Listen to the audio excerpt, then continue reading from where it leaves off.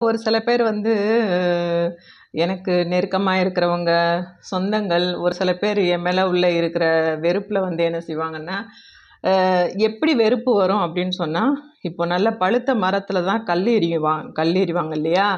அந்த மாரி கூட இருக்கலாம் இல்லையா? நம்ம வந்து யாருக்கும் வந்து யார் யார் விஷயத்துலயும் நான் தலையிடவும் மாட்டேன். எதுலயும் போய் தேவையில்லாம அ தல குடுக்க மாட்டேன்.